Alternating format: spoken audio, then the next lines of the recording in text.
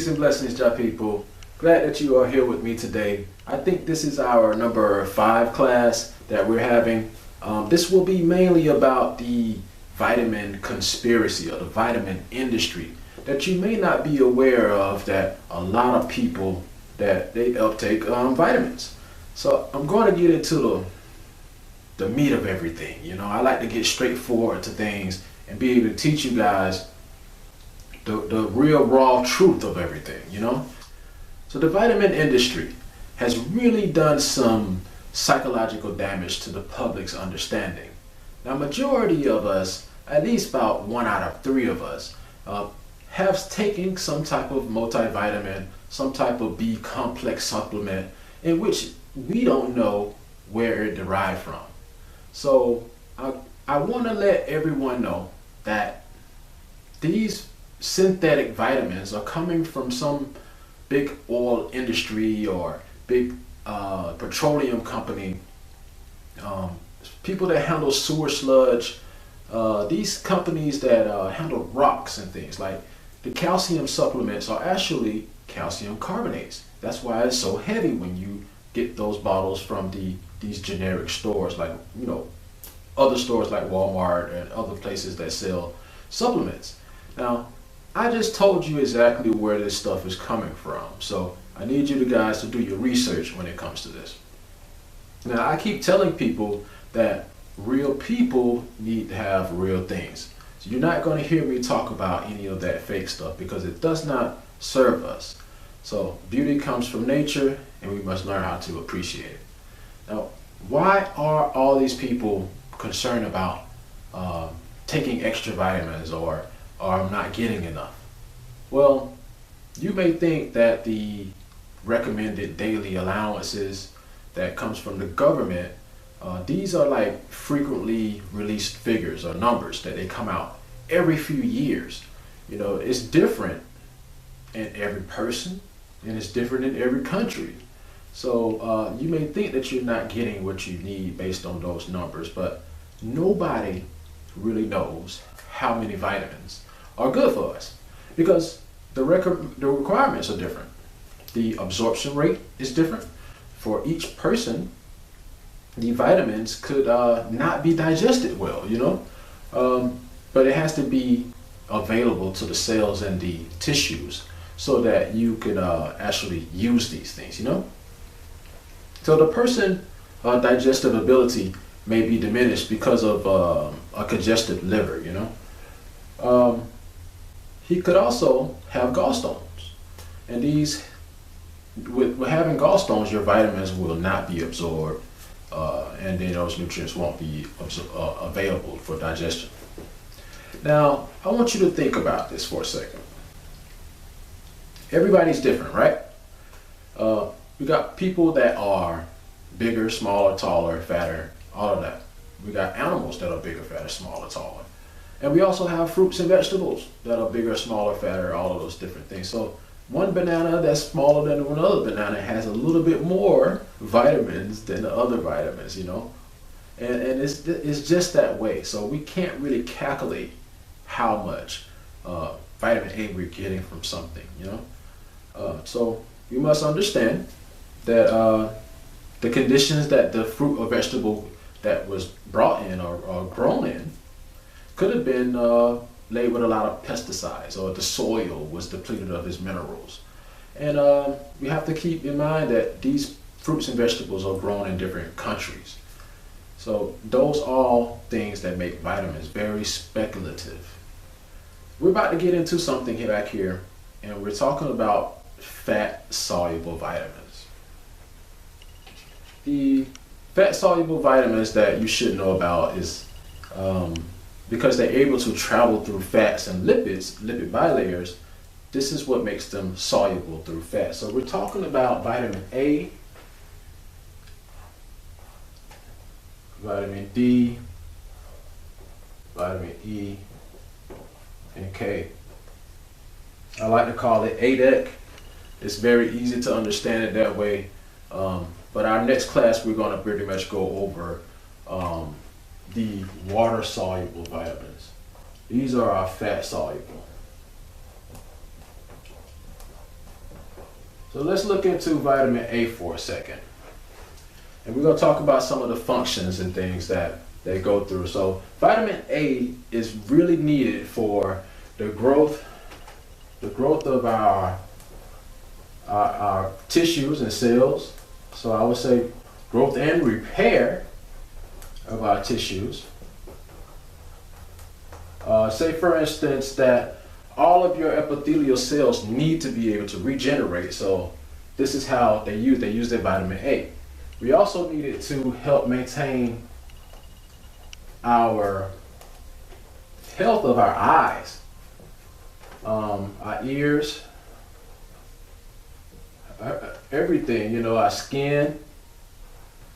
I mean, if we have like acne is almost equitable to having a vitamin A deficiency, because the skin has pores, and if they get clogged, you can have hyperkeratosis.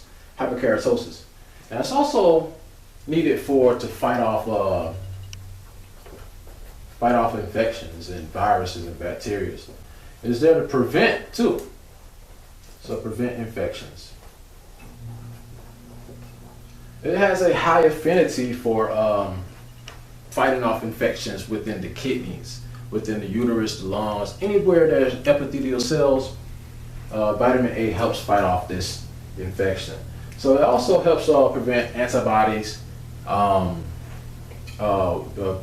build up white blood cells, and also it's an antioxidant. So I do want to say that it is an antioxidant because it helps neutralize like free radicals. So I would say it neutralizes free radicals. All right. But now I want to try to go into some of the dietary sources with you so that you will know where to get it from. We don't want to get it from anything synthetic. So some of the best sources, dietary sources of vitamin A that you can obtain from food, I have to put it in two different categories over here. So for our meat eaters, we're going to say we have a column for them and vegans. Meat eaters would get their vitamin A from a beef liver,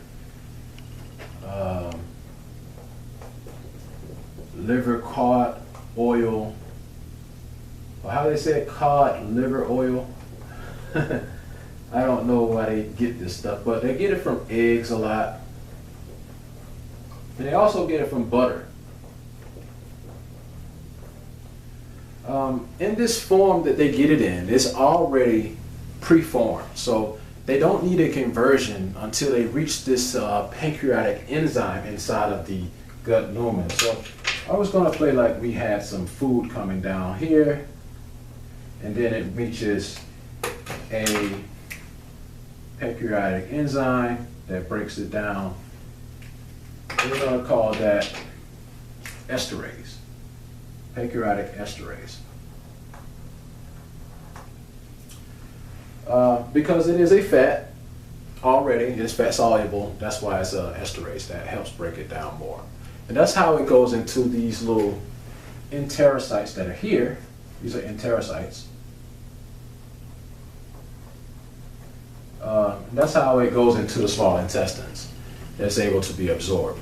Now vegans, on the other hand, they don't get it vitamin A already preformed. We have to get it in the form of beta carotene. So beta carotene is highly found, and I highly recommend everyone that is a vegan to get it from sweet potatoes. We see that orange color. You know that the fruits and vegetables have very colorful phytochemicals inside of them, and we would just say all colorful fruit and vegetables. And we also get it from green leafy vegetables.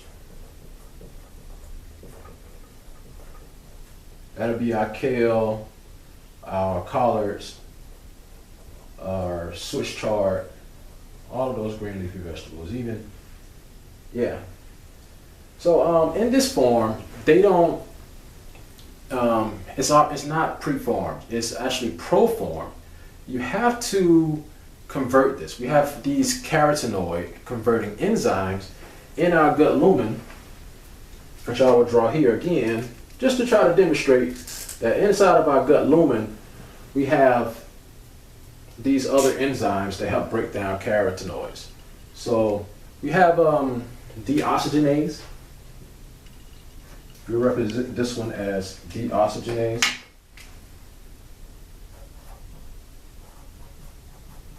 These are coming from the pancreas as well.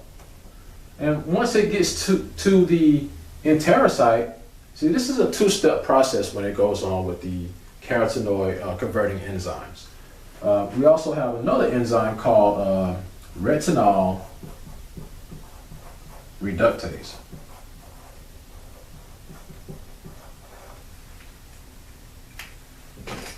So before we can even get into the small intestine inside of the enterocytes, to even get to the fact that we can cross the mucosal membrane, we have to convert it 2 times with the beta carotene. Now at this time, this is my favorite part because I like to talk about how things are metabolized and used through our cells. Now after the enterocyte absorbs the retinol here, it can then be packaged in one of these things. Now I drew this a long time ago when we was talking about our fat metabolism, and it looks similar to one of these, but it was called a chylomicron because these are the things that only are able to pick up fats. This is a chylomicron. This is going to be one of you guys' homework assignments because you can always go back to previous lectures to find out what this was. That we went over fat metabolism and a whole lecture of digestive health, so that will be one of your homework assignments. Then it travels through the blood, right? And it is able to meet up with other binding proteins. This is where these binding proteins are called retinol binding proteins. Right now, at this time, it is an ester. It is still retinol ester. And it is meeting up with some binding proteins in here.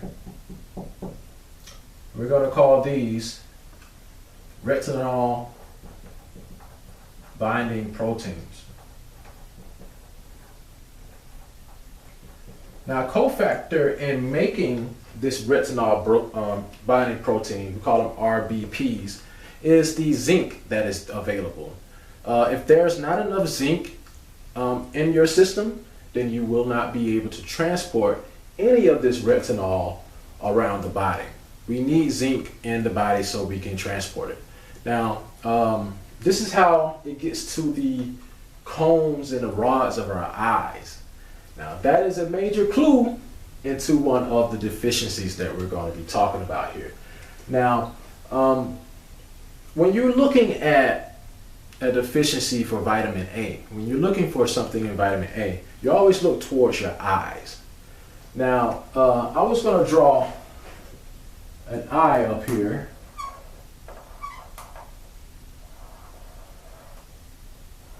Just so you can see that it needs to be transported up here in the eyes. Now, people with a mild deficiency, would always say that they see more efficiently in the daytime rather than at night.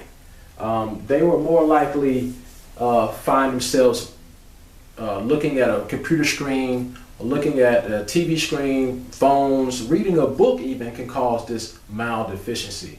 Now I want to put up here, we know that there's eye problems. I'm trying to find a place where we're going to put our eye problems at, but we're going to say deficiencies up here.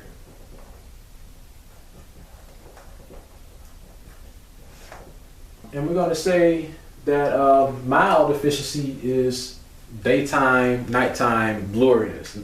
Nighttime blurriness. So, if a person goes outside on a bright day, oh, I can't spell it. And then they go inside and they find that they're having a hard time adjusting their eyes, then they can say that they are having a moderate type of vitamin A deficiency. A more moderate deficiency would be if they're having night blindness at night and they cannot drive their cars at night. You can easily supplement this and heal this deficiency by taking blueberries. Any type of berries are good for the eyes. This vitamin A source will help you. You can supplement with this for about 2 weeks, and I guarantee you can clear up that night vision problem. You can check out the eye support formula on the website. Now, I just wanted to point out a few more of the eye problems and vitamin A deficiencies. If you are frequently having frequent styes, then that's a vitamin A deficiency. If you are having eye exhaustion, dry eyes, conjunctiva, I would say dry eyes, that is another vitamin A. You see it stands for retina or retinol. You're definitely going to have eye problems. So I also said over here that we have skin problems. See, it's connected. All these things are connected. You can have dandruff because of the skin problems, because of clogged pores. And one thing I found out in studies, guys, is that I said sweet potatoes for a reason. Very important. I found out in studies that when we have these clogged pores and we have excessive sebum production, the sweet potatoes would inhibit the keratin production that makes that dead skin fall into those pores. It stops them from sticking together. So sweet potatoes will reduce the sebum production. So with this having clogged pores, you would have dry hair. You will also have dry hair. You will have dandruff, all of those different things. So I spent a lot of time on vitamin A because I think it's really, really important. So let's go ahead and go forward to vitamin D.